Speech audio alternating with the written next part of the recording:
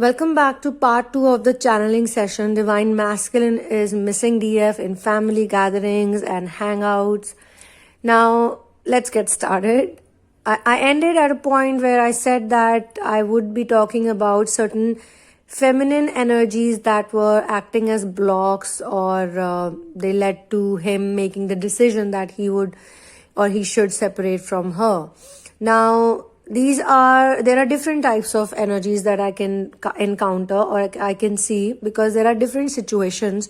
And since it's a public channeling, then I have to, speak for everyone at one go.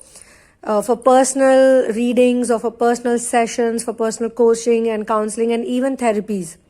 Now, let me also tell you here that I can remember this point, that counseling and coaching is different than therapy. Therapies are those sessions where we use certain mind tools and we release our blocks. Those blocks that are the cause, that are the reason of you feeling bad about yourself for so many years, of you basically being in separation due to your wounds. So your wounds need healing, they need a balm, they need a medicine, they need the medicine called love. But you cannot directly give it to yourself, or you don't know where those areas are, what is exactly the small point. Sometimes it could be a very, very small thing, and that I have mentioned in some of the other channelings. So therapy sessions are different. Coaching and counseling sessions are for those people who need constant motivation or who need to understand in the niche areas where they can make the changes in their lifestyles, in the way they think about their relationship, and they get constant coaching also. So therapy sessions are like 3 sessions or 7 sessions, but counseling you can take for a month, or you can even make audio calls. Now, the most rigid type of traumas are those who give you chronic pain. Like you have a pain for many years. It's been 6 years, 7 years, and so for some people 10 years, 12 years, they have been dealing with something. So those are also related to your separation phases. Those are also related to all the difficulties you face. You might not know. You might think the pain on my thigh or the pain like migraine pain, this is not related to anything, but it is. Every single thing on your body, especially for so long, it is related to something, and it definitely needs therapy. Otherwise, it would have gone by other things. Now, there are also very long courses for which you would have to come to India and stay with me for 3 months or 2 months. I'm not sharing the information for that right now. It's not the right time because the whole world is busy in the pandemic and all those things. But yes, I would definitely be talking about it. Those are volunteer programs, and those are programs where you pay for your therapy, but you don't pay for your stay and your food. Those are included in the course. It could be 2 months long, it could be 3 months long, it could be 1 month long, but it will always have a service. Service is very much required, because once you do service, you will get connected to your own mission as well. You will understand what is it that you need to do, and it will also correct or heal the karma, the bad karma that you have collected. Best service is for the voiceless beings, according to me, I feel. So I always include that. Then there are other places, there are children, there are old people, things like that. Now, I have also done service when I went to ashrams few years back, or whenever I could. I also gave my service.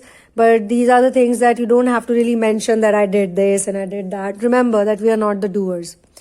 So anyway, so reading is different again. Reading is for those people who have questions. So you have 3 to 4 to 5, depending on whatever reading you have chosen, questions. And you have to write them down on a piece of paper. You have to prepare the list of the questions. You have to send it to me. Before you send it to me, you have to book a session. In the readings also, we come with solutions, but these are questions that have been haunting you or that you don't know, or at the same time you could be looking for decision making and you need guidance from tarot, because tarot is connected to your guides and my guides both. When we do the tarot sessions, we make a prayer to all of our guides to help us out, who are the benevolent beings, the benevolent guides for us. So these are different types of things we do. And then we have the public channelings. So when we do the public channelings, I try to cover as many people as I can and as many situations as I can pertaining to one single energy. So you can think which one could be you, or according to your energy or according to the energy of the whole channeling, you can figure it out. So now in this channeling, what I see is that there is a feminine, not one, it could be one for some, it could be more than one, depending on who can have an impact on the masculine's mind more. Some of the masculines are also like too innocent. They can be taken for a ride very easily. You tell them 2-3 things, very poisonous things, very volatile things, and they'll be like, oh, no, I'm not going to do this, I'm not going to do that. So there is a feminine energy in the masculine's life who's constantly, in a very subtle way, like she doesn't sound or come across as a bitchy person. It could be his immediate close sister, his own biological sister. It could be his own mother also, and it could be a family friend who is very platonic, who have nothing to do with, like they are both not interested in each other, but they are platonic friends due to family gatherings. Or maybe she could be one of those very envious friends, who doesn't want to see him happy and who's like, he should be in my control, he should be my friend, and he should only listen to me because... So she brings across, a very intelligent image, or an image of a very raw girl, like she won't do her eyebrows, or she won't, like those girls who are very nerdy, who pretend to. So she's a pretender. She's not actually a nerd. She's actually not so intelligent, but she pretends to be very intelligent. And all this while, all these years, he has been going to her. It's like a go-to friend, to seek any advice.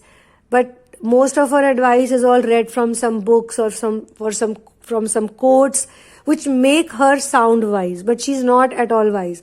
Now he will understand all of this in due course of time, that all of these people, it could be sister, mother, a good friend, it could be also a cousin, it could also be an aunt who has a good hold in the family, like a mother's sister. And even the mother, I've been shown in that case, is very innocent, and she doesn't understand that her sister is so vicious and so vile and so negative for her son and her family. She doesn't want good for them, basically. But even the mother doesn't understand. And once the divine masculine understands this concept, his mother will also understand, because both are connected to each other in some way or the other.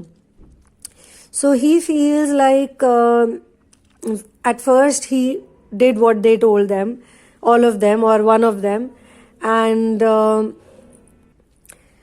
then for a few days they would hang out with him, they would talk to him, they would make him feel like, he's very important. But after that, they started getting bored, because, at first he was like, yeah, I don't care about her, whatever, man, I'll forget her, you're right, she's a bad person, she's after my money, or she's after my looks, or she's after me, like my sexual thing and all that. Maybe you're right, she doesn't really love me, I don't think, you're right, your analysis is right. Now, 2-3 times they thought that he would talk about her and it would end. But it's like every weekend they meet, he talks about her. And with time, he started questioning more, like, what made you say that about her?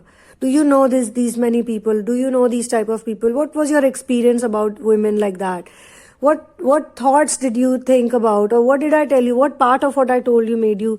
And you said that looking at a picture, by doing her face reading, you can say these things, or blah, blah, blah. But, I've been observing her for 6 months, for 8 months. Some of them have been observing you for 1 year, 2 years. And this person feels, the DM feels that, I've been observing her for 2 years now, but she hasn't done anything that you said to me. Like you said that she will marry someone else immediately after, or she'll be hanging out with rich guys, or she will be doing this, or she's doing completely opposite of what you said. So what made you say those things? And he doesn't ask them in a condescending manner or in a way that he's questioning them. He's very curious, like which part, what exactly made them feel so negative about her and gave all those judgments and all those predictions about her, which are all false and which are all bogus predictions, basically. So he wants to know, and even now he's not thinking that they made bogus predictions. He's just figuring it out. He's just still thinking that Maybe they know something that I don't know. So whenever he questions them, they start now, because you can pretend to be nerdy and wise for some time on certain topics. But if it is a niche topic like twin flame ascension or spiritual ascension or something, where you are devoted and dedicated, you won't have that knowledge. Like an artist who's very deep into his or her art can definitely talk about colors and paints and canvas and brushes type and this and that. But if they've just read from somewhere and watched 2-3 tutorials and never really painted a proper picture, they cannot know. They can pretend to know for some time, for 3 months, 2 months, 2 years also. But when it comes to deep information, they cannot do that. So this is what has happened with these women, that they did not know much. They were just manipulating. They were just playing games with him. Because for any reason, it could be control, it could be, some people love to do control, they just live for it. They are vampire type energies, energy vampires they are called. And it's not like they know it and they do it. Half of them don't even know, they're so ignorant, they think that they are right. That is the worst actually. Those people who have borderline disorder, bipolar disorder, those are the very lethal type of people, because they have two personalities. One personality is constantly saying, yeah, you're good, you're good, you're good. And the other one is like completely a downer. So for that downer, they need the energy. That's how it works. For the one who is a narc personality, who is very confident, very bold in front of others, very good in image building, that doesn't need energy. That is the one who's good in manipulation, scheming, planning, plotting. It's the other personality which is very low on self-esteem, because they are not real. Most bipolar and borderline bipolar people are not completely there. They are trying to be there, and they don't want to come across as a person who needs help. Now, when I am in therapy and someone comes to me with a case like that and they don't want to take help, they are constantly lecturing me. During a session, they are lecturing me. They are giving me sermons. I mean, they've paid me money for a therapy, for a session, and they only start teaching me how to do therapy and how to do this. And then they are crying from within. They are unhealthy. They have pains all over their bodies, but they don't want to accept it. Because it's the other personality that tries to tell them that no, you cannot show your pain to another person. You have to be the superior. So what if she's a therapist? So what if she's a healer? So what, she's written a book on twin flames, or what, she's doing for so many years. No, don't listen to her. Make her feel that you know more than her. And then what happens? It's their own loss. They don't get the benefit of the therapy. That's why I say the borderline bipolars or bipolar people, first of all, stop taking your medicines, number one. Number two, enroll yourself in a silent retreat where you would not be talking to anyone for 10 days, at least minimum. And you would be just meditating. Because the biggest cure, the psychologist and these people, psychiatrists, they do not have cure for people. There is no cure. Medically, there is no cure for borderline bipolar or bipolar. They're just giving the medicines and the pills to calm you down. That's it. And then you get addicted to those pills, and then your life is, starts from F and ends at D. So, and the next word is up. So, basically, they don't care. The therapist of those nature who just have a medical degree, they don't care. They've never done such deep mind study. They only do the theory part. They only read, and then they meet a person and then they say, okay, this point is there, this point is there. Okay, 5-6 points are there. Okay, let me throw a Xanax. Okay, go eat a Xanax. Okay, to do this medicine or take a tranquilizer. Now the other person is taking tranquilizer. They are, tripping on the tranquilizer, which they don't label as drug, which is actually quite a potent drug, by the way. They don't. But if the same drug someone goes and buys with their own wish and will from a drug dealer or somebody, then they are a drug addict. But those who are taking the sleeping pills and all these stupid medicines, they are not. So this is where the society goes wrong. And then they destroy the person even more.